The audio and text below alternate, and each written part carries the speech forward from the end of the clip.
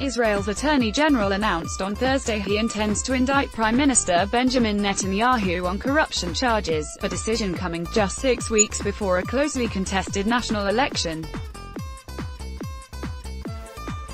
It was the first time a serving Israeli prime minister has been put on official notice of planned prosecution, and deepened uncertainty over how Netanyahu, a veteran right-wing leader, will fare against a coalition of upstart centrist rivals. An actual filing of the charges of bribery, fraud and breach of trust would depend on the outcome of a required hearing, the Justice Ministry said. That could take months to complete. At that hearing, which could take place after the April 9 election, Netanyahu can try to persuade the Attorney General, Avichai Mandelblit, not to indict him. His voice brimming with indignation as he addressed the nation during primetime TV news, Netanyahu dismissed the 3 criminal cases as a political witch hunt, designed to oust him. "I intend to serve you and the country as Prime Minister for many more years. But it's up to you," he said, referring to his hopes of winning a 4th consecutive term in April. "It's not up to the civil servants. It's not up to the television studios.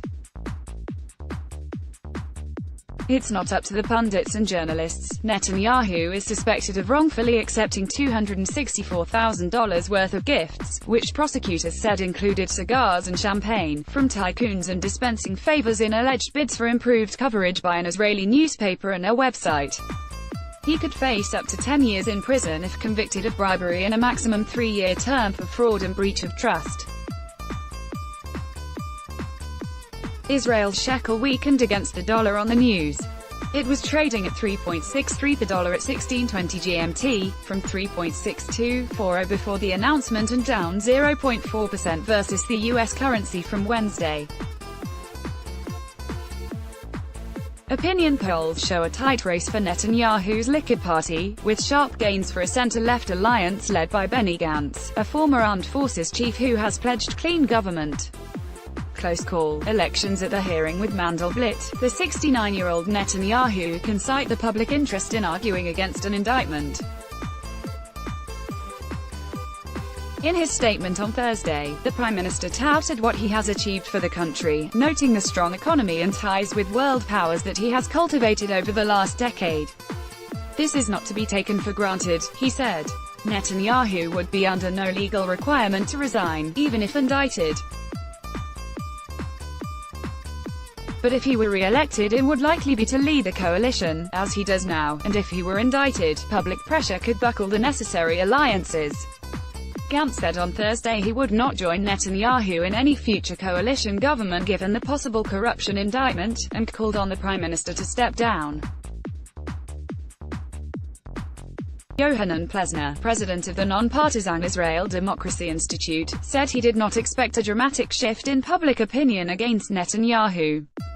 However, since the elections are such a close call, even a movement of few percentage points in either direction can make the difference between Netanyahu winning as prime minister, or his main challenger, Mr. Benny Gantz, said Plesner. Netanyahu's supporters generally back his hawkish stance on Iran and the Palestinians, credit him for the strong economy and greatly admire his command of English and international standing. Many of his opponents see him as a divisive leader whose alliance with the far right has harmed democracy and made any prospect of peace with the Palestinians even more remote. Pfeffer, author of a recent Netanyahu biography, said on Twitter that Israel was entering uncharted waters, in which no one has any idea how being a prime minister under notice of indictment will affect Netanyahu and his government. Sad day. U.S. President Donald Trump, asked at a news conference earlier on Thursday about Netanyahu's legal troubles, voiced support for the Israeli leader. Trump and Netanyahu have been in lockstep over policy towards Iran and the Palestinians. "Well, I just think he has been a great prime minister," said Trump. U.S. brokered peace talks between Israel and the Palestinians collapsed in 2014, and the Trump administration is expected to unveil a new peace plan after the Israeli election. The Palestinian leadership did not immediately comment on the news of Netanyahu's pending indictment. Sitting in a cafe in the city of Hebron, in the Israeli-occupied West Bank, 28-year-old Palestinian student Abdullah al-Razam said Netanyahu's legal predicament was in the interest of the Palestinian people. But he added, "There is also corruption within our government. I hope such a decision gets implemented here too." Royce Law, a 47-year-old Israeli who works with people with disabilities, watched the news on television in a Tel Aviv cafe. "I think it's a very sad day for us in Israel.